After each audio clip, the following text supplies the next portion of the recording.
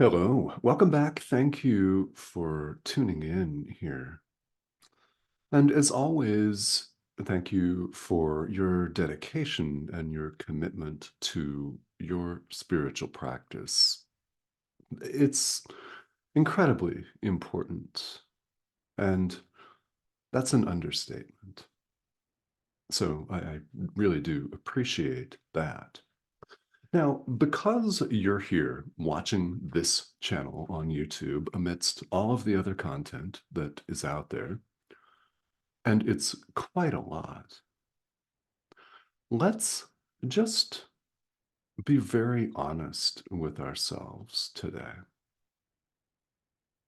Let's cut right to the chase, as people say in the world. Get right to the heart of the matter. Get down to business. Go right for the bottom line right now. Because we say that we want this in the world, don't we? We say we want the truth, the whole truth, and nothing but the truth. We insist on getting right down to business. Yet when it comes to our own spirituality, we don't do that. We're afraid. So for the next 15 or 20 minutes, I'd like to invite you to simply notice what comes up for you. Perhaps it's a sense of profound relief. Perhaps it will be a boundless sense of joy and gratitude and happiness and a pervasive love, perhaps that, but perhaps it will also be a sense of dread, a fear, at least a gnawing, lingering doubt. Maybe it will even cause you to fly into a fit of rage. So be it. So be it. We say that we want people to cut right to the chase. We want them to get right down to business. Our business world, our economic world just is full of this. And we become very angry with people when they do not get right to it. So let's get right to it. What do you really want? Do you want awakening? Do you want the peace of God, or do you want further illusion and suffering? Which is it?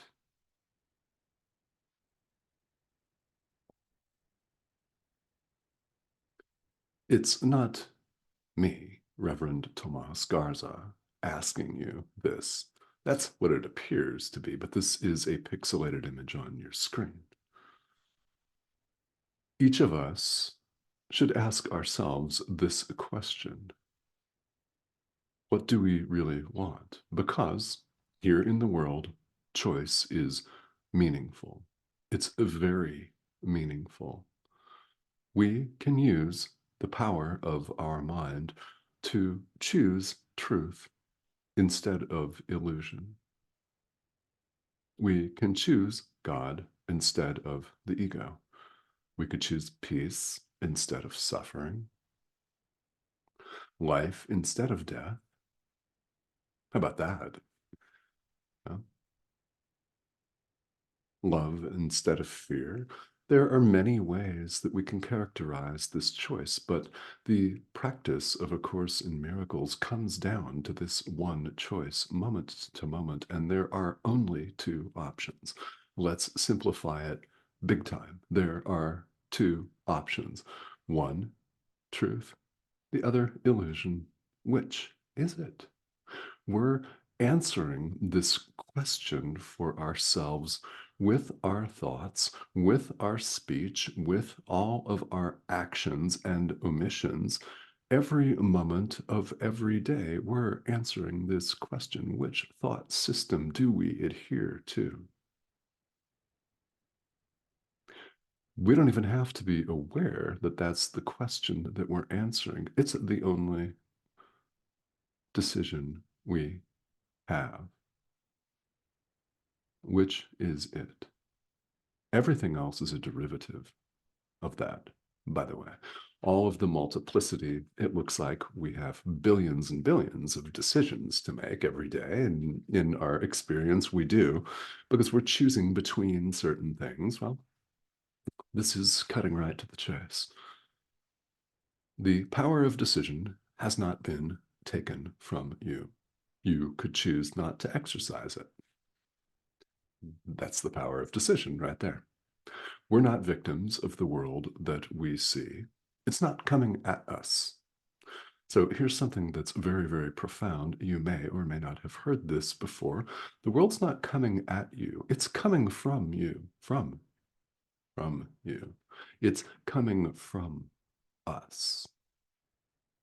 What we appear to see outside us is the result of our thoughts, what we want to believe.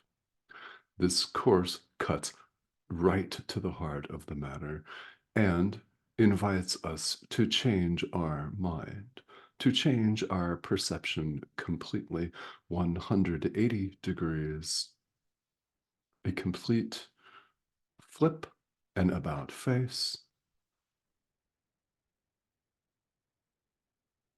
It invites us to see things as they really are, not the way we've made them. How have we made them? The world of separation, where there appear to be 8 billion separate things that look something like this, that have the same chromosomal structure and stuff, things like that. There appears to be multiplicity. There is only perfect oneness, in which we're all included.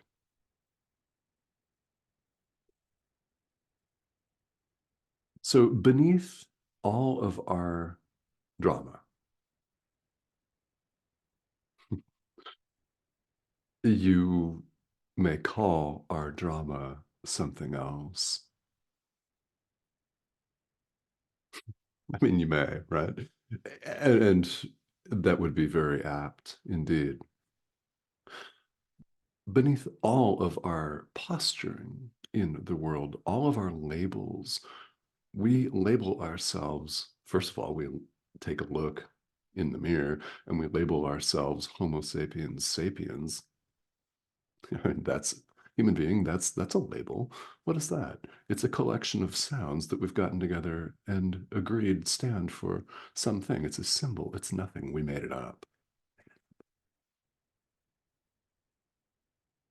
We label ourselves based on our job, based on our profession and career, based on our social status, based on our height, our weight, our political leaning or lack thereof. All kinds of things, our gender, our age, labels heaped upon labels upon labels. Not a single one of these labels is who we are. And we all know that deep down. Beneath all of these labels and all of the drama, which is, by the way, defining personal territory, which we then defend because we perceive that this personal territory is under attack from other personal territories out there that must be wanting the same thing as us. So therefore, we must be in competition with other personal territories, all of us individuals, separated, split. No, no, no. When we see ourselves that way, we suffer. That's why we're here. That's why we're here paying attention to A Course in Miracles. If we were all awakened and had no need for this conversation, we wouldn't be having it. It's because we've seen ourselves as cast off, cut off, separated, and split that we're having this dialogue in the first place. That may sound obvious. Truth is obvious. God is.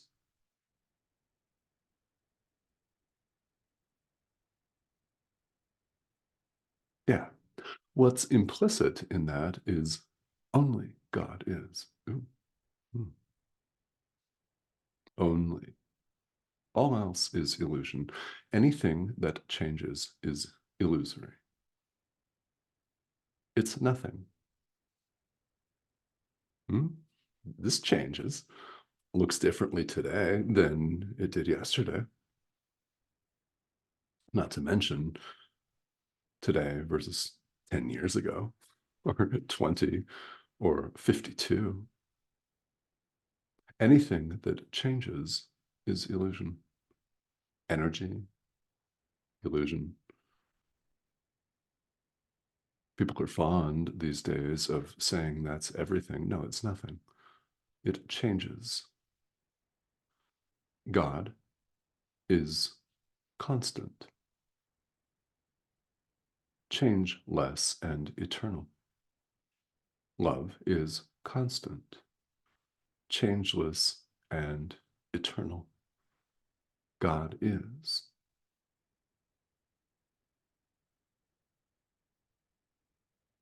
So, beneath all of our insistence to the contrary is our call for help, our call to our Father for love, for uniting with Him.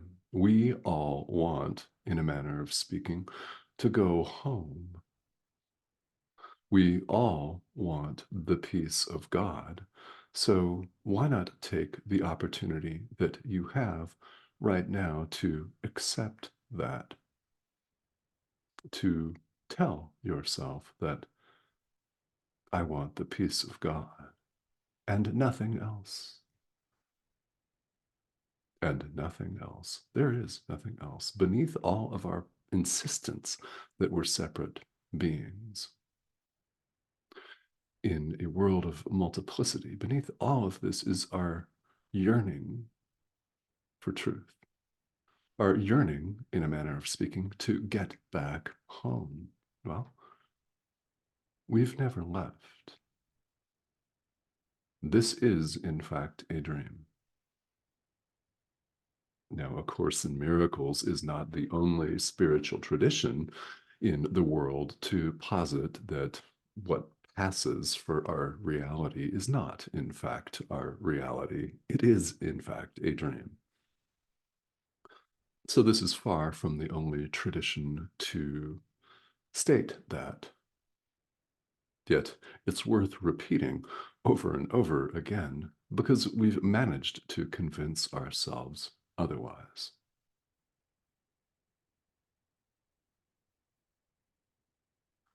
We're invited as we continue to study and practice this course. And if you've never begun the course and you're just checking this out, first of all, welcome. You're invited to question everything. Question the truth and veracity of what appears to be coming out of this. Do that.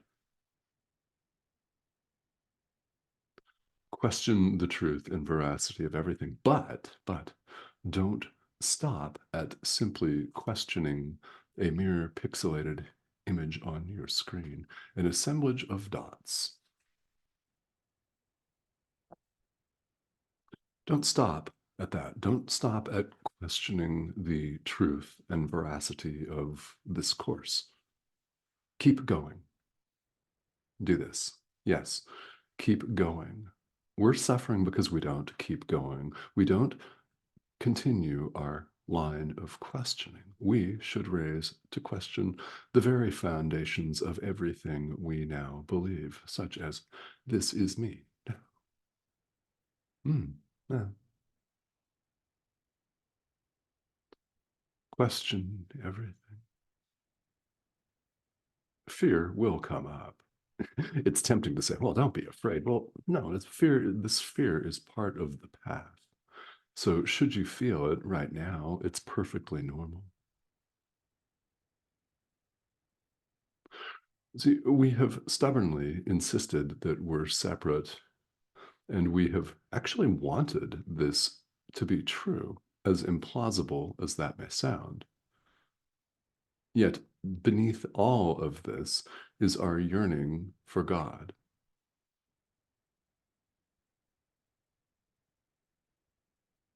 We're one with God, after all. There is only perfect oneness.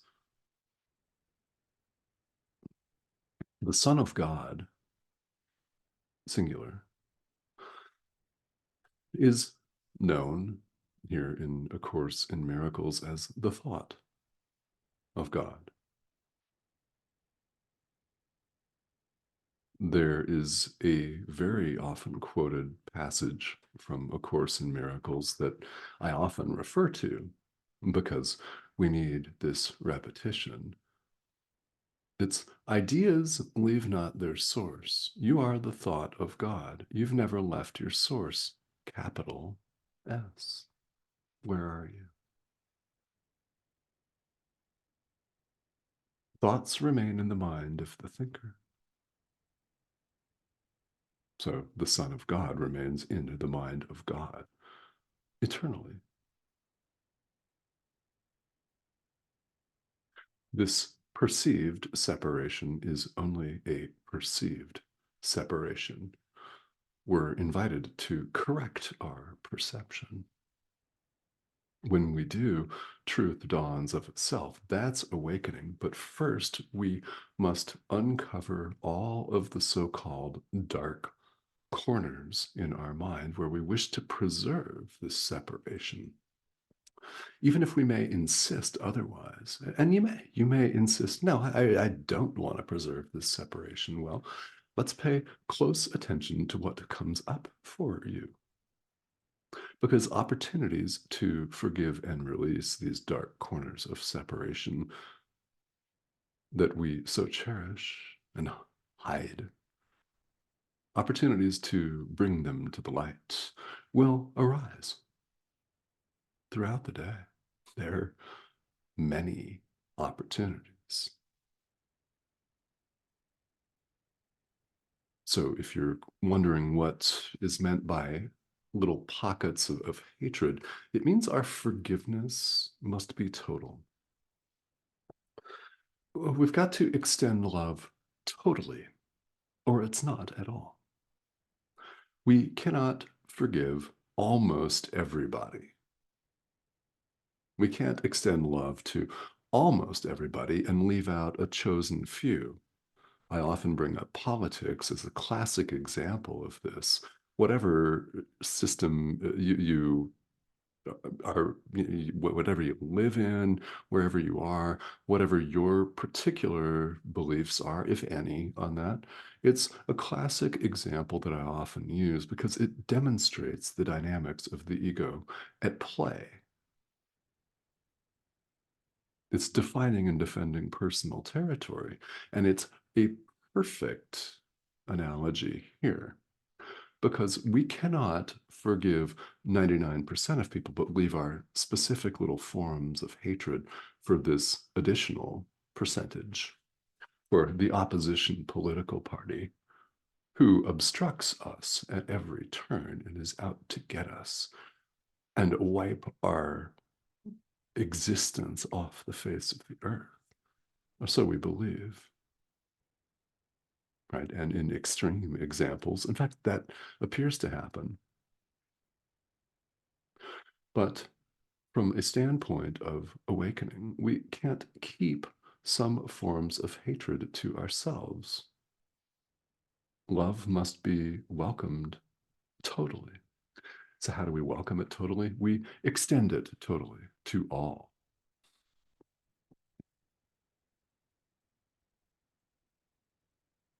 We don't have the peace of God. We don't experience the peace of God, which is actually what we are, but we don't experience that until we give it away totally. Here's where A Course in Miracles radically deviates from the thought system of the world, and it must indeed, because the thought system of the world has just kept stuck, spinning, spinning, spinning, spinning, spinning, spinning, same thing over and over again, expecting enlightenment, yeah, but not getting it, and we're wondering why. Well, this is why. Complete change of mind is required. It is. Now, this is not the only tradition that will lead you home, so to speak. All roads lead to God in the end. There are many doors, as I'm fond of saying, so you may or may not choose to adopt this course as your primary option. It's up to you. But You want to cut right to the heart of the matter and go directly to it, don't you? We all say we do. Do we, in fact? Do we really? What do we really want? No, only you can answer that for yourself.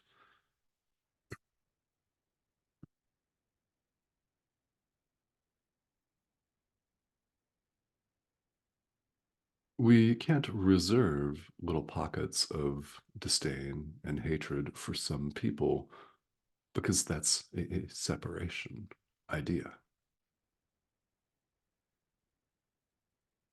So, what happens is one moment at a time, we choose the thought system of the Holy Spirit.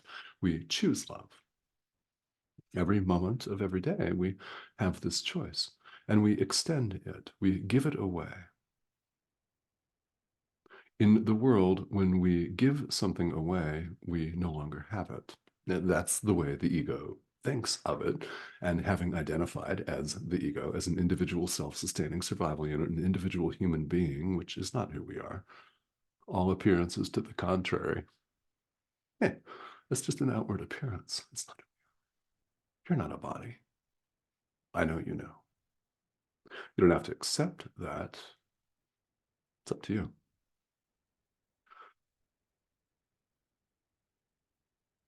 What we all are invited to do here is to look beyond the outward appearance. When we give something away, we keep it. The world sees it as losing, as a lack. That is not the case. What you give away, you keep in your mind. This is how mind operates. You give something away in order to keep it, not to get rid of it, but to keep it.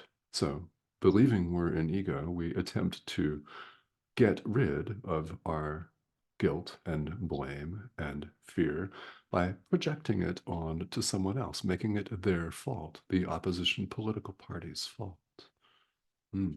It's my ex's fault. Yet thoughts remain in the mind of the thinker. And what you give away, what you give away, you keep in your mind. So when you lash out in blame and hatred, you keep it in your mind. Now, other side of that illusory coin,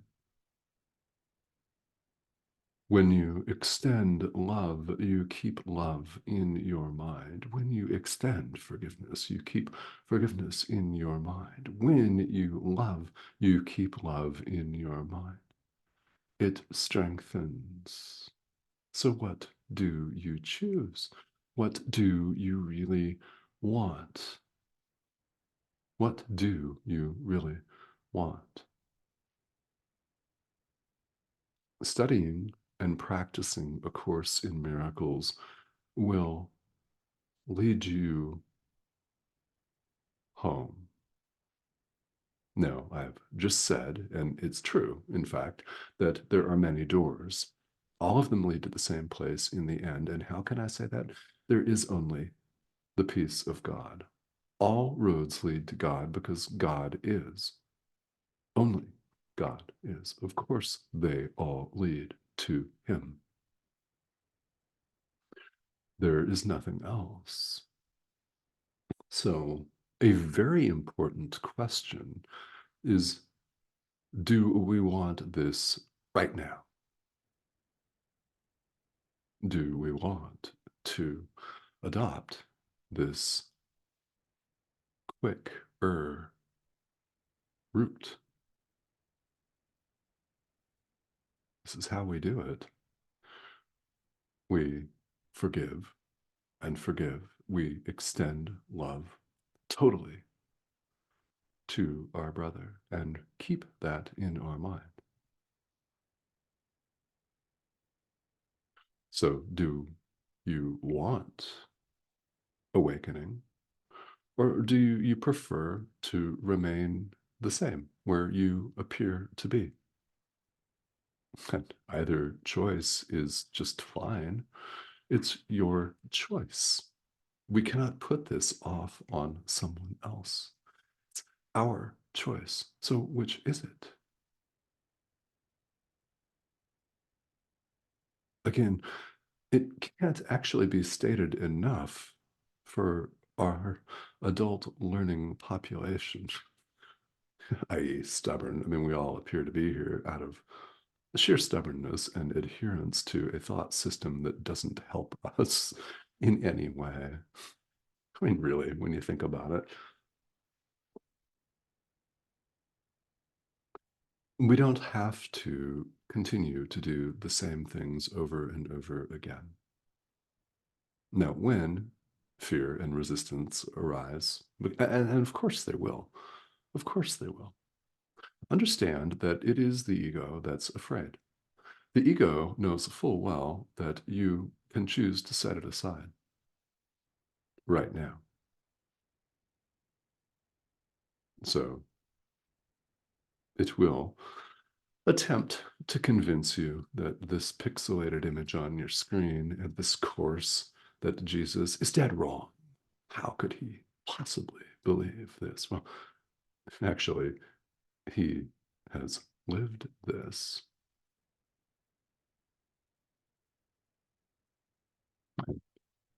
through experience, for starters. Yeah.